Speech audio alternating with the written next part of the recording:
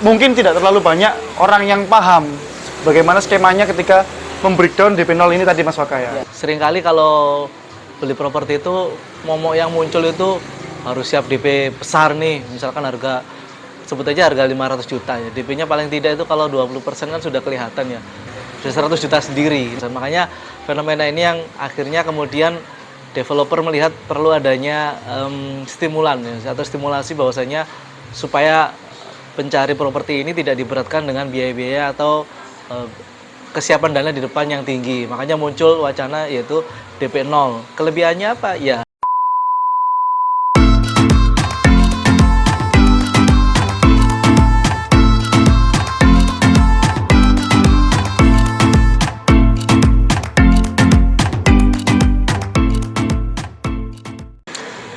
Salam Wonderland Project.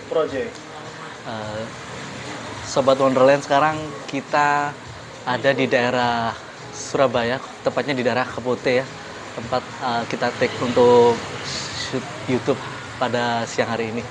Nah, menarik apa yang coba kita sampaikan pada siang hari ini. Kalau kemarin atau di video-video berikutnya Kak Alfi pernah menyampaikan terkait dengan proses transformasi dari Wonderland ya, yang dulunya kemarin kita fokus di dunia properti. Untuk kali ini Wonderland sudah diberikan kesempatan, diberikan amanah lebih, yaitu melebarkan aktivitas pekerjaannya di bidang-bidang yang lain. Ada untuk digital marketing, kemudian ada research and consultant, lalu kemudian kita juga ada di dunia business development.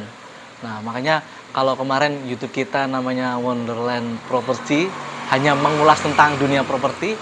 Nah, ke depan kita akan mengulas banyak hal atau banyak bidang yang memang menjadi cakupan dari Wonderland sendiri. Makanya sekarang mulai beberapa tayangan yang kemarin kita sebut Wonderland Property sekarang sudah jadi Wonderland Project.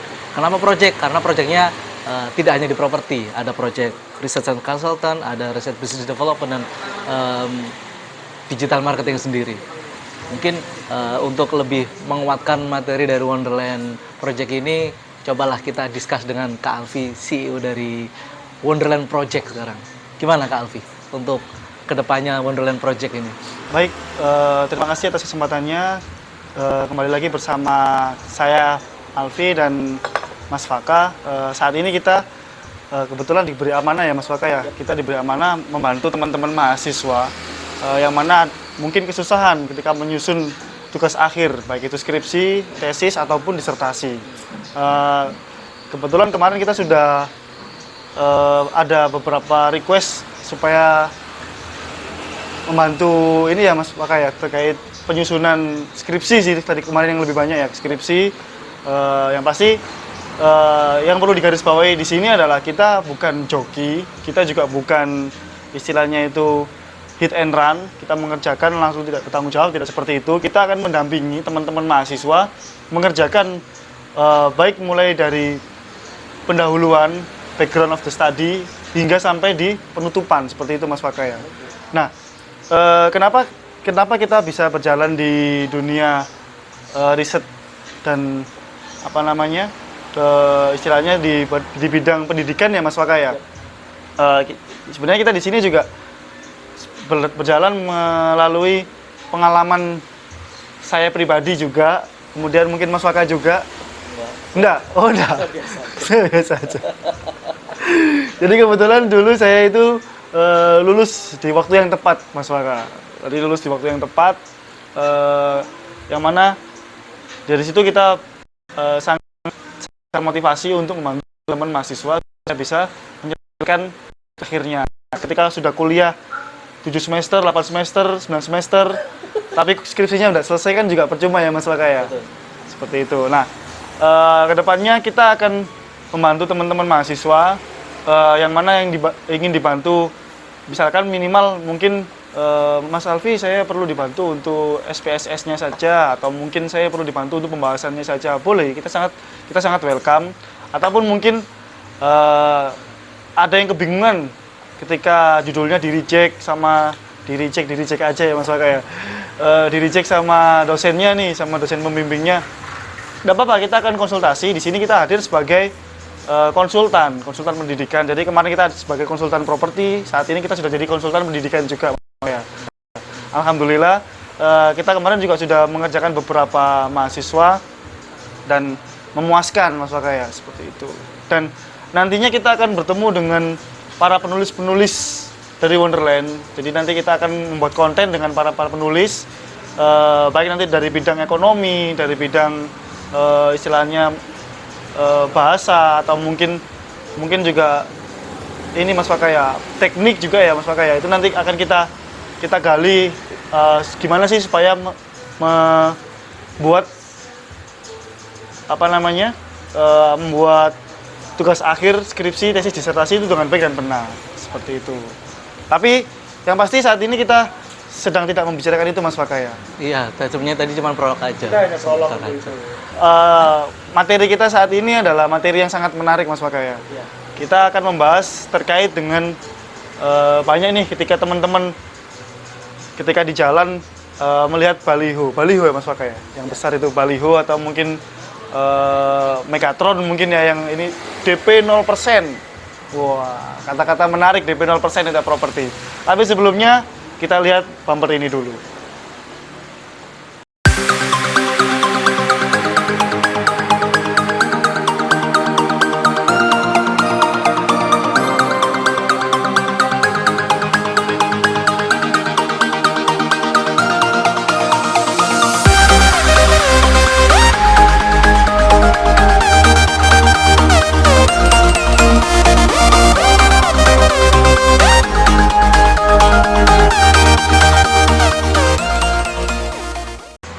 Baik, sahabat Wonderland, untuk materi kita saat ini adalah DP 0, yang mana DP 0 ini sangat menarik ketika melihat sekilas penawaran yang diberikan oleh developer.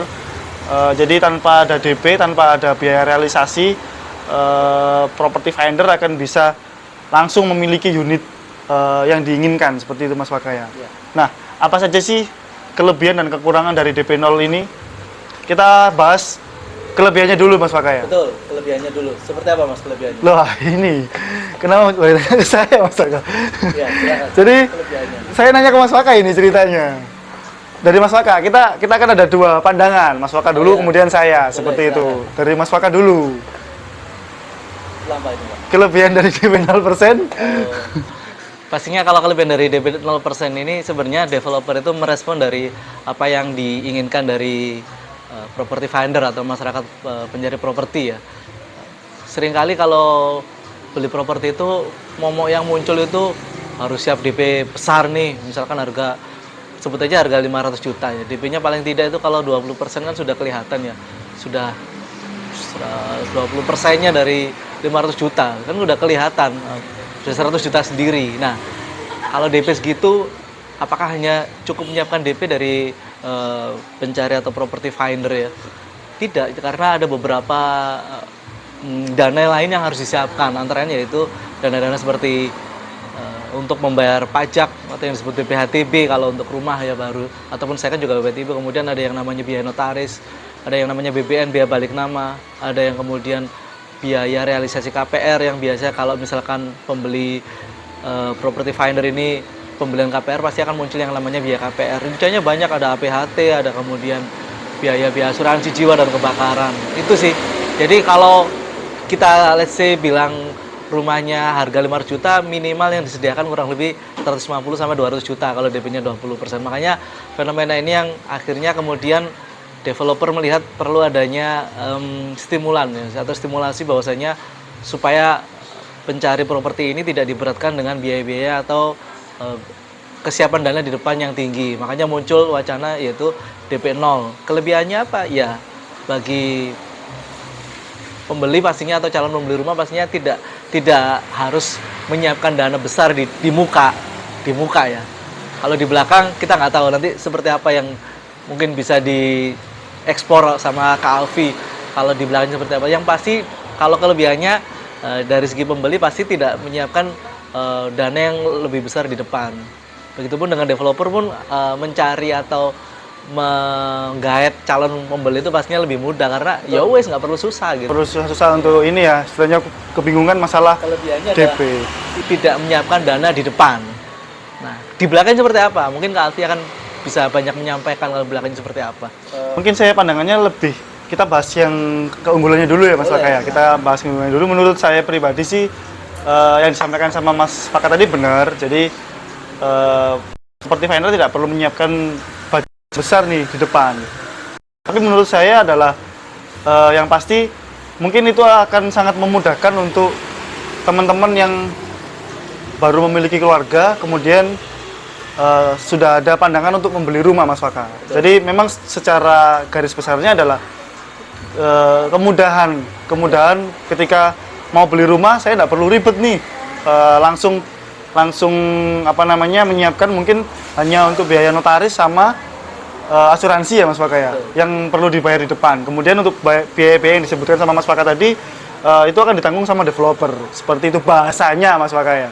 Jadi ketika property finder hendak menentukan unitnya, saya mau unit yang ini nih.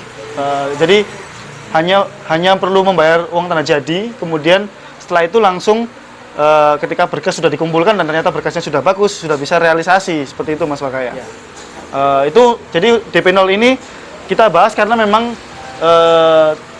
mungkin tidak terlalu banyak orang yang paham bagaimana skemanya ketika membreakdown DP0 ini tadi Mas Wakaya. Ya. Jadi dari situ mungkin untuk kelebihannya, kemudian yang perlu digarisbawahi adalah di sini kita tidak menjudge entah itu developer yang salah atau mungkin konsumen yang istilahnya masih belum tahu. Kita di sini adalah memberikan edukasi Mas Wakaya bahwasanya terkait dengan DP0 ini pasti ada keuntungan, pasti juga ada kerugian nantinya ketika dihitung-hitung Mas Wakaya. Seperti itu. Nah, dari saya mungkin saya lebih tertarik ketika membahas kekurangannya. Jadi kekurangan tadi Mas Wakaya menyampaikan dengan jelas, kelebihannya seperti apa. Tapi kalau dari saya adalah kekurangannya ketika kita berbicara mengenai DP0 ini yang pasti adalah biaya-biaya yang muncul tadi akhirnya akan dibebankan di plafon KPR. Seperti itu Mas Wakaya. Ya. Dan di plafon KPR itu seperti yang kita tahu bahwasanya ketika dimasukkan tenor 15 tahun, ya sudah dari harga yang disampaikan Mas Wakaya tadi 500 juta, otomatis biaya-biayanya masuk di 500 juta itu kemudian akan diangsur selama tenor yang diambil. Jadi misalkan 15 tahun mungkin 20 tahun, otomatis itu tadi dalam tanda kutip adalah biaya-biaya istilahnya akan dibungai selama 15 atau 20 tahun. Seperti itu Mas Wakaya. Nah, ini sebenarnya juga tidak banyak orang yang tahu. Jadi orang hanya oke, saya ambil yang ini karena DP 0 supaya tidak ribet-ribet, saya cukup bayar UTJ yang langsung realisasi. Tapi efek ke belakangnya adalah kita ambil bahwasanya mungkin 20% ya Mas Wakaya. Ada beberapa developer yang 5% ketika berbicara DP-nya 5%, anggap saja dari 500 juta 25 juta ya berarti ya untuk DP-nya. 25 juta ini tadi akan dibungai selama tenor yang diambil. Jadi misalkan kita ambil 20 tahun nih, 25 juta itu akan dibungai selama 20 tahun. Nah, otomatis dari situ akan ada bengkak biaya Mas Wakaya. Jadi dari nilai yang seharusnya tidak sampai 500 karena plus biaya-biaya tadi harus dibayar oleh property finder sampai selesai plus biaya itu tadi, seperti itu. Jadi menurut saya sih kekurangannya di situ sih Mas Waka. Kalau dari Mas Waka gimana? Kalau kita bicara terkait dengan sebuah rules atau aturan, memang pastinya akan melekat di sini kelebihan dan kekurangan. Artinya kalau kelebihan tadi saya sampaikan memang tidak dari property finder tidak perlu menyiapkan dana yang besar di depan, tapi konsekuensinya yang disampaikan Kak Alfi tadi memang di belakang harinya muncul yang namanya beban bunga atas DP atau biaya-biaya yang dibebankan di plafon KPR tadi. Tapi anyway, yang pasti semua pasti akan muncul plus minusnya tadi. Ya tinggal gimana bijaknya kita dalam mencari properti yang memang sesuai dengan kebutuhan kita. Kalau memang kita punya dana di awal dan kemudian siap membayar dengan jumlah yang luar biasa besar ya. Memang developer itu punya kebijakan secara aturan pemerintah mungkin DP bisa mulai dari 20%, tapi terkadang developer memberikan kebijakan-kebijakan yang memang DP bisa 5% dan segala macam. Tapi yang pasti kalau memang kita siap dana di awal dengan jumlah yang lumayan kuat atau besar, ya sebaiknya memang dibayar di depan supaya tidak membebani kita di belakang hari. Toh juga kalau kemudian itu bisa diselesaikan di depan, kenapa harus ditunda di belakang? Seperti itu. Kalau katanya orang Jawa malah mendol guri. Nah, mendol guri itu filosofi Jawa yang memang harusnya memang tidak perlu, kalau tidak perlu diselesaikan di belakang, diselesaikan di depan. Karena kalau di belakang tambah runyam masalahnya, biasanya seperti itu. Tapi kalau memang dari kesiapan dana dari property finder belum siap untuk dana yang terkait dengan DP dan biaya-biaya, ya solusinya memang pakai atau mencari developer yang memang DP-nya bisa ditekan, bahkan sampai DP 0. Paling bayar cuma booking fee atau tanda jadi 5 juta ya. Setelahnya bisa langsung dikabarkan. Nah, biasanya nih Mas Faka, biasanya itu ada ternyata ketika plafon sudah di ACC nih DP 0, tapi dari bank ternyata harus ada bapak atau ibu harus melunasi hutang senilai sekian. Nah, itu saya dengar-dengar nih kemarin dari tim Wonderland katanya bisa nih untuk ngasih dana talangan, itu gimana Mas Faka? Sebenarnya kalau terkait dengan kewajiban property finder di tempat lain, misalkan ada hutang di tempat lain dan kemudian disuruh melunasi, itu karena kaitannya dengan plafon kreditnya yang kemudian secara income tidak masuk kalau menambah angsuran lagi. Solusinya apa? Solusinya biasanya dari pihak perbankan akan minta melunasi hutang sebelumnya atau kewajiban-kewajiban sebelumnya. Misalkan ada angsuran mobil atau motor atau misalkan angsuran yang lain, itu segera diselesaikan supaya nanti plafon yang baru bisa masuk. Nah, terkadang untuk melunasi kan tidak ada dana di depan. Makanya ada yang biasa disebut dengan dana-dana talangan ya, atau dana talangan yaitu dana untuk kita melunasi kewajiban kita di tempat yang sebelumnya. Memang ada beberapa fitur di Wonderland Project ini, karena tadi kita sebutkan di awal bahasanya Wonderland Property ini sudah berubah nama menjadi Wonderland Project, yang beberapa bisnis yang lainnya akan mengikuti, ada bisnis development, digital marketing dan riset dan konsultan, tambahannya dari properti dulu. Nah, kita juga ada yang namanya Wonderland Financing ya, atau Wonderland pembiayaan dari Wonderland terkait dengan pelunasan tagihan atau kewajiban dari property funder yang ingin melunasi kewajiban di muka atas saran dari perbankan yang ACC KPR. Misalkan ada kewajiban nih mobil atau motor senilai 50 atau 100 juta, misalkan disuruh melunasi. Nah, di situ Wonderland hadir, ada yang namanya Wonderland Financing atau pembiayaan. Nah, ya cara dan skemanya seperti apa, mungkin Kak Alfi sama PIC dari Wonderland Financing, Pak Guntur mungkin bisa menjelaskan lebih detailnya seperti apa. Nanti akan kita buatkan konten ya Mas Faka.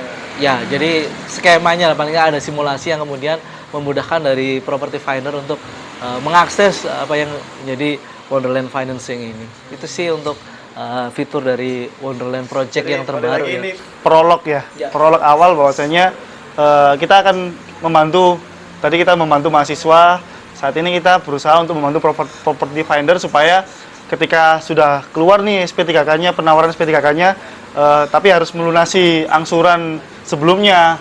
Di situ Wonderland akan hadir membantu property finder supaya bisa mengambil plafon yang sesuai dengan yang diinginkan ya Mas Faka ya. Baik, mungkin pembicaraan kita hari ini sampai di sini aja Mas Faka ya. Oke. Untuk nextnya kita akan membahas tentang apa namanya tadi terkait Wonderland Financing.